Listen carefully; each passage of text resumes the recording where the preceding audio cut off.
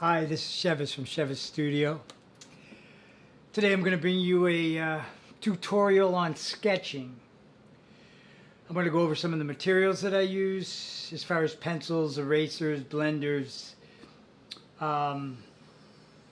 paper, the type of paper that I use. What I'm trying to create in this course is arm you with a series of a set of skills that could be advantageous to your toolkit. I'm particularly interested in educating the youth. I'm also very interested in being an example to our youth of how to implement discipline. So this course is for children geared towards adults because we are their go-tos. So whether it's their homework at early stages, which we are capable of directing them in the right place, hopefully, but also in the sense of what do we give them as a prevocation?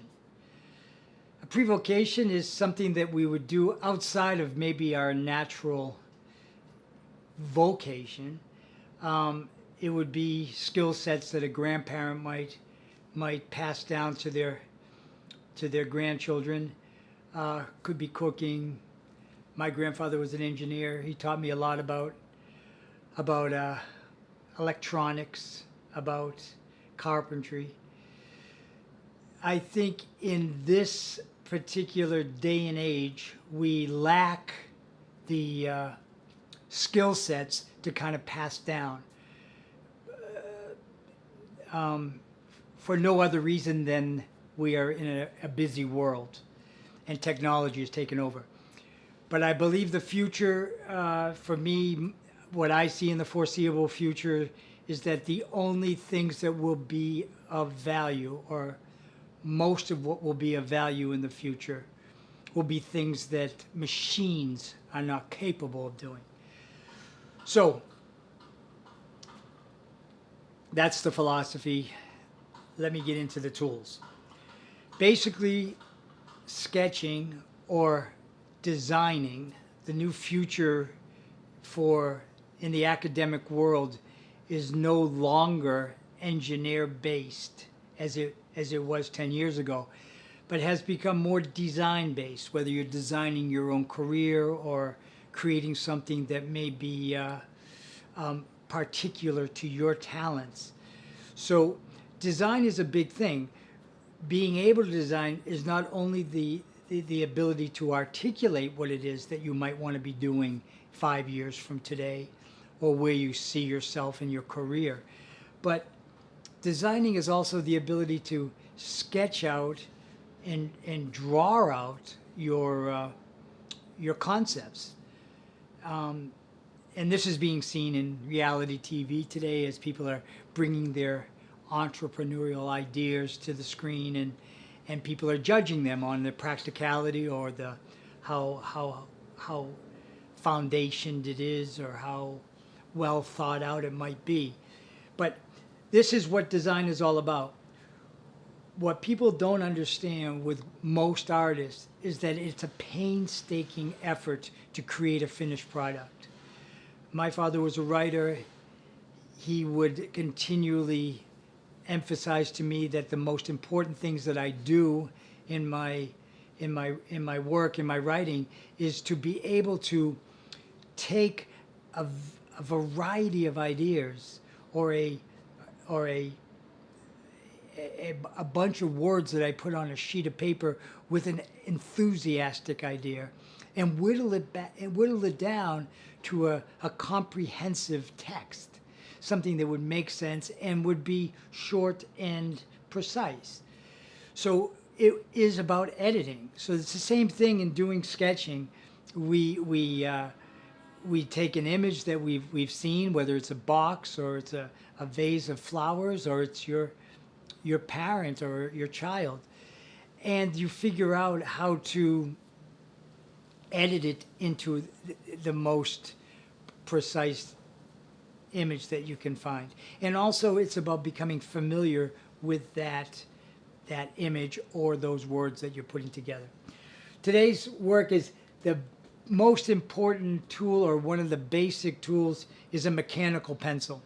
Mechanical pencil is essential in the sense that it doesn't need to be sharpened. You can choose the type of lead you use. I use anywhere from a 2B to a 4B. And it allows you to keep a very fine point and just draw down in a very basic way the outline of the concept that you're trying to create. So this is the mechanical pencil. If we're building a toolkit for ourselves, you've got to understand,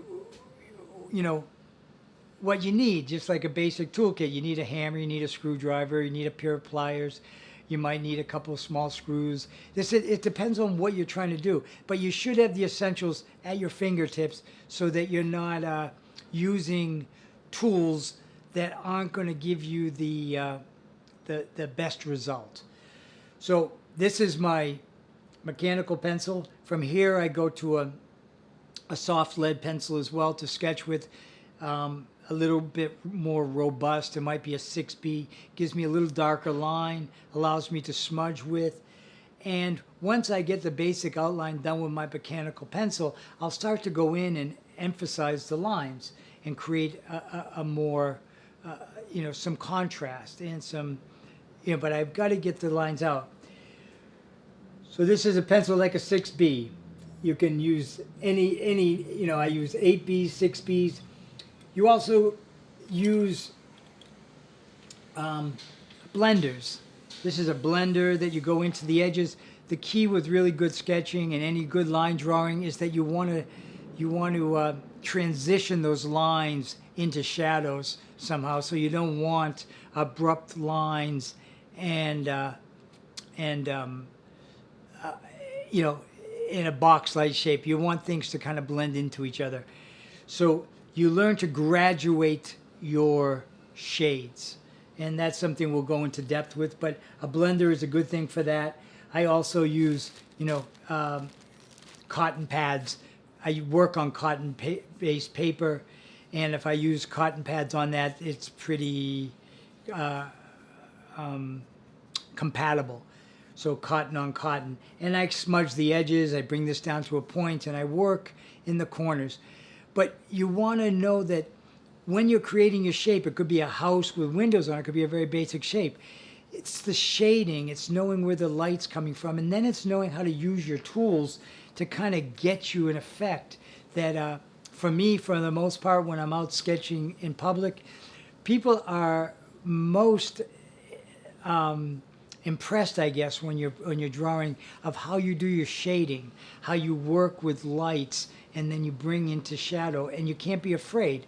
The amateur painter is a painter, or the amateur, painter or sketcher or anything for that matter, dress designer, is when you create images that are flat, that don't have contrast, that don't have a detail, that don't know how to focus where the light should hit, and then how you should subdue certain design aspects and accentuate other design aspects. So the tools are very important. Another tool that's important and is a let me get it right here. Is a razor. You got to keep your pencils sharp. So not only do you need a pencil sharpener, and that's quite important, but I use a blade, and I use the blade to shave down my pencils so they're customized to the point that I really would like. And so I shave down these pencils and I get a nice long point. If you watch artists sketch, you'll see a lot of artists with very long lead points and shorter wood. So you'll start to see, and it represents, you know, you know, a surface that allows you to go to the point, but also to use the sides of the lead as shading. And they also hold their pencil differently. As a writer, you hold your pencil a bit more like this, and you know, it's a little bit stiffer on your hand. It might be good for penmanship. But as a painter, you use the forefinger and the thumb, and you basically just use the top of these two fingers, and you work with your, just like you would a paintbrush. And so you got to learn what's comfortable for you, but basically you're not doing it like you were doing penmanship, but you're changing the paintbrush. It should be done very lightly, and your wrist and your hand should be free to make moves. So that's a couple of the things. I also use for my backgrounds, and you can see in some, this is a sketch that I did on the beach, and this was the initial sketch, and this is what I'm working on now that probably will be taken into a bigger piece. You can see where you want to get contrast, you need your backgrounds to be deep. I do a 9B, let me see where that is. Oh, I have it in my hand. The 9B is a very graphite pencil, is very very deep and very soft. I use it on a sandpaper like this, and I shave it down nice, and then I take it off the sandpaper onto a wood surface. I use a wood surface like so, and then I just take my cotton swabs and I go in here and I create my background, and I use a lot of this to create my dimension. And it's using kind of a powdered graphite, you know, to come in, lead graphite to come in and give me some depth and give me my shadowing. So, you know, I'll work with that, I'll soften the lines, and then I'll go in with my 9B pencil, and I'll really come in and darken down the sides. So you want to be shading in certain areas, but then you really want to create some depth. Keep your lights light, and when you really go in with a bold stroke, make it stroke black, make it dark.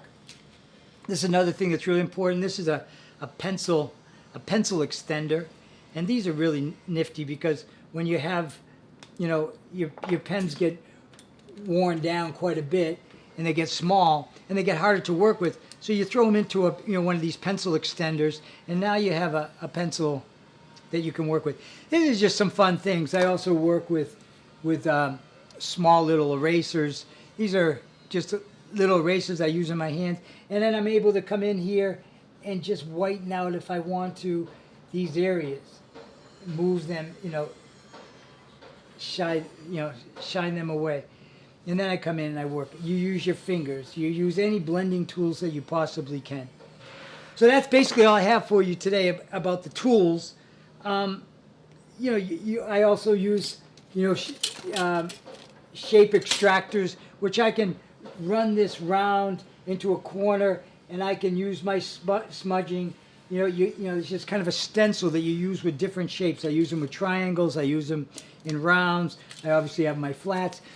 Everything in sketching and all of this is all material, and it's about it's about experimenting. But to be adept at anything, you have to explore. You have to try to find what works best for you. Some of these these are beautiful, beautiful sheets of paper that I order. Spend the money on your paper. The pencils and these things are really important. But great paper is going to give you a beautiful finished product. And when you're working on something good, when I was a clothing designer, I always worked with 4-ply silks and great gabardines, and I worked with the best material. Why did when you start to put something fine in your hand that's really of good quality, you start to respect it first of all, and secondly, you take it seriously when you go into working. It's kind of like a photographer working in film opposed to digital.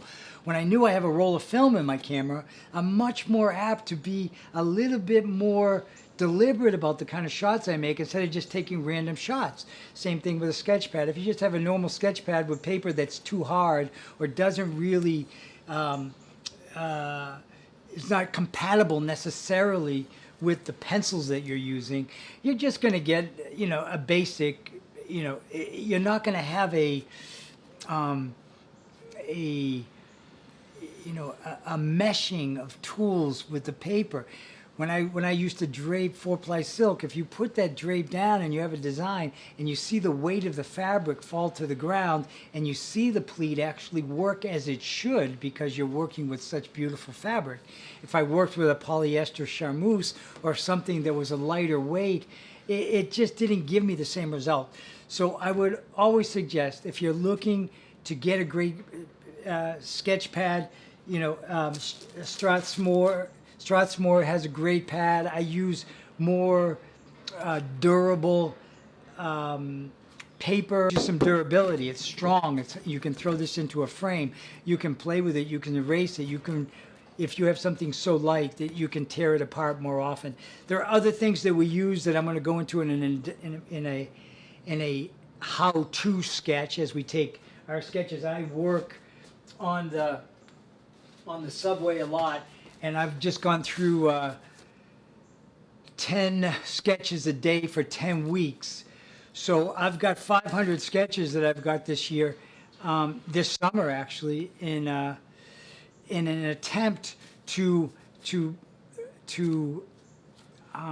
make my hand be at oneness with what I'm seeing. And you have to practice. It's just like as a tennis player, I go out and I hit 100 serves every few days just to make sure that it's second nature. So all of these sketches are taken, of people on a subway. And now, because the more you do it, the more it becomes an art and it becomes a gift, because people watching you sketch them, they know somehow that you are doing it with a professional approach. And when you do something with a professional approach, people take you seriously. So as far as your materials are concerned, or what paper you use, or the posture you take when you start to go in and do something, when you walk in and you say, I'm going to do some sketching today, and you walk into a public space, people will back away and they'll allow you to do your art if you have a posture about you and a confidence about you that says you are attempting something wholeheartedly. So that's all I got for you today. I'm going to come back with this next week. We're going to do a little bit more with my daughter, because she's become a sketcher as well, and she's got some good insight on how to make shapes come alive. Until next time, be real. Peace and love.